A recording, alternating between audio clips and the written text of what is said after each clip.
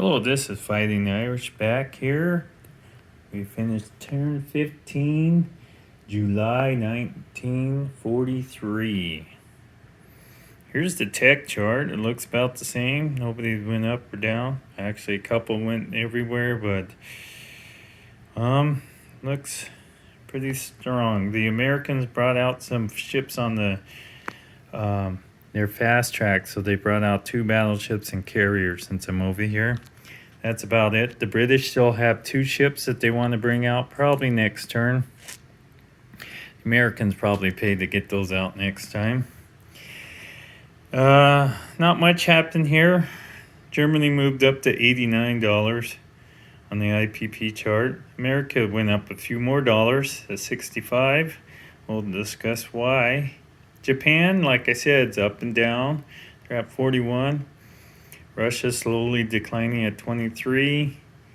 Italy's at 19. FEC is making as much as the British. 14. Anzac sitting at 10.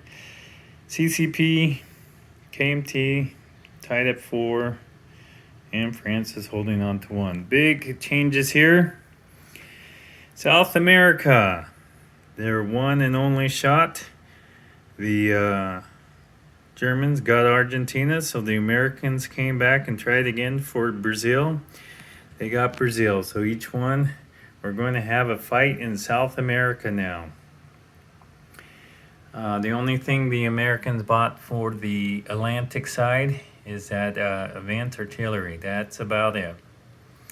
They moved their navy closer to the British Isles. In fact, they moved it in between the British Navy, who left the Mediterranean to stop the blockade.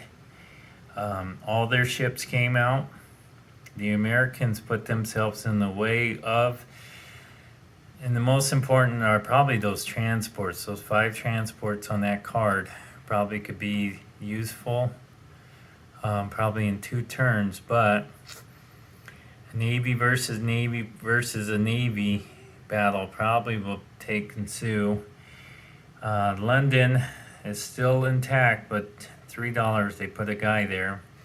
Since they couldn't reinforce down here in Italy, Italy came down here with their 2 jet fighters, a bunch of these planes, cavalry, militia. They took a beating on the militia. I think they lost like 10 militia taking Campania. With the big air force, they didn't have a good showing. The jet fighters didn't do too well. Germany expanded more. The Italians expanded more out here in Russia. Carpet bombing, that British plane tried to get northern Karelia, but that didn't go too well because the Germans came in and took it.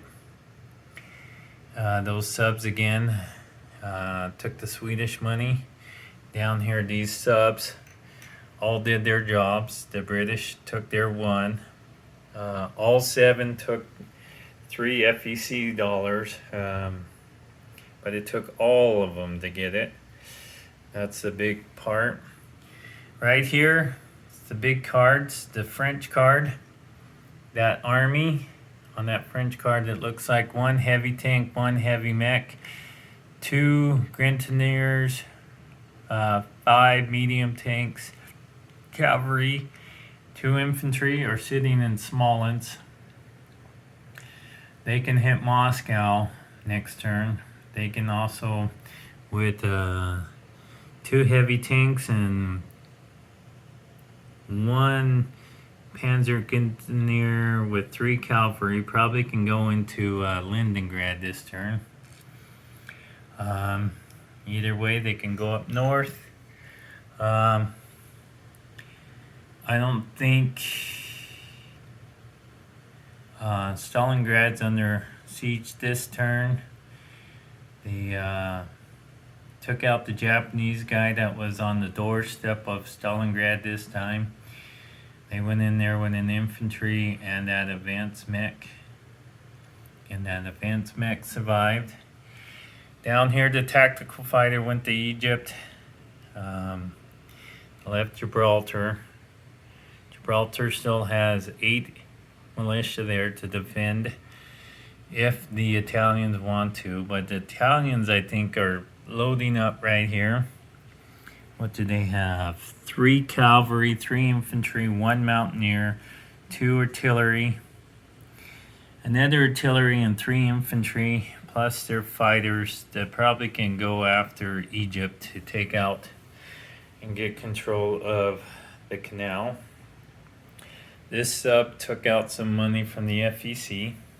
The FEC went in there with 4 infantry and a plane to take this territory from the Japanese. The plane didn't hit nothing, but the men took out the 2 infantry and militia of the Japanese. That was the big thing here.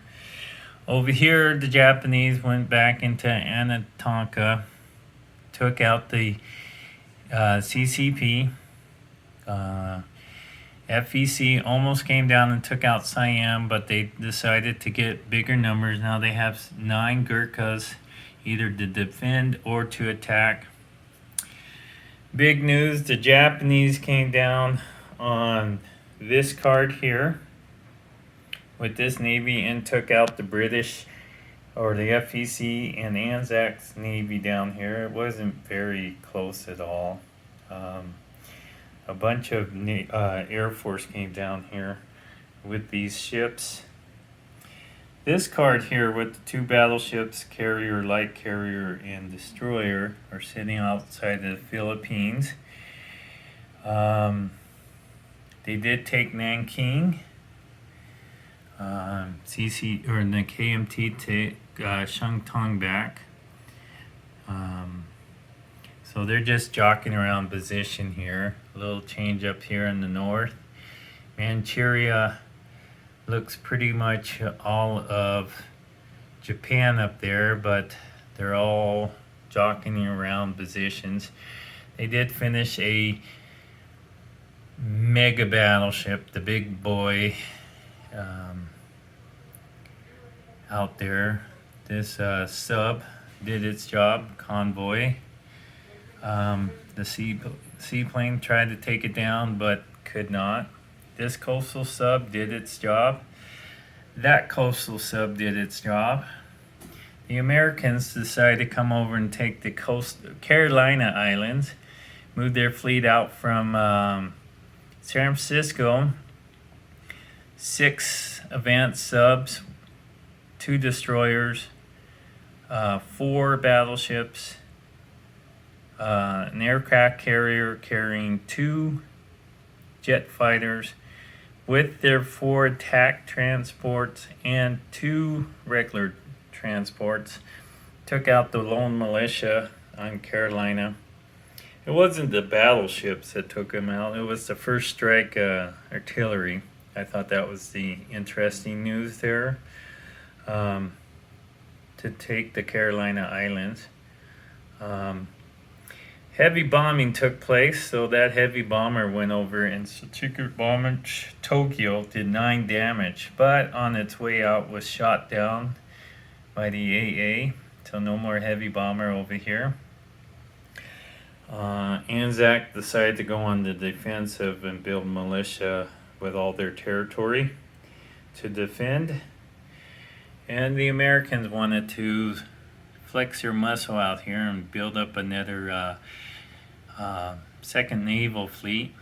Consists of 4 4 advanced subs, 1 destroyer, 2 more battleships, 2 more carriers with 3 jet fighters. It's a lot of money for those fighters, so we couldn't fill up the carriers quite yet, so I don't know if they're ready to go. Russia put out 2 Katyushas for some kind of backup here. Other than that, they really bottled up and bought infantry to defend their capital. Now they have 9 infantry with 11 tanks, 2 Katyushas, militia to defend the fortified Moscow. Leningrad bottled up has 1 advanced artillery, 1 militia, 1 fortification, and looks like 8 infantry for Leningrad for the defense. We're going to have to start either build, defend. The Americans were on prepare, but they did get Brazil. We're going to have a battle of South America coming up in the next few turns. This is a victory point for the Americans, so they have to go in and take all territories and make sure that Germany's not going to take that away. The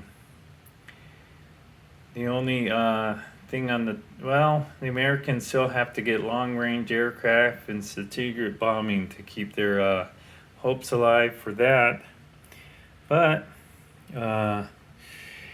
Germans look really well in Russia. They look really strong in what is that? 4 out of the 5 territories in the British Isles. They look really strong there. It's going to be really hard to kick them out. But Navy to Navy, it's going to be close battle. This Navy, the British, the Americans, if they can wipe this out, maybe the Allies have a shot to go into France. If not, the way the rolling's going, you never know. The British Midlands has 2 jet fighters, a heavy tank, 1 medium tank, 1 mech, 1 artillery, 2 cavalry, a paratrooper, 4 Marines, looks like 15 infantry sitting right outside London. He doesn't think he has enough because that 21 infantry, 6 artillery, 5 medium tanks, 4 planes, make that 7 artillery and a militia. So the numbers are close. You never know. It's a flip of a coin who will win. The Italians are trying to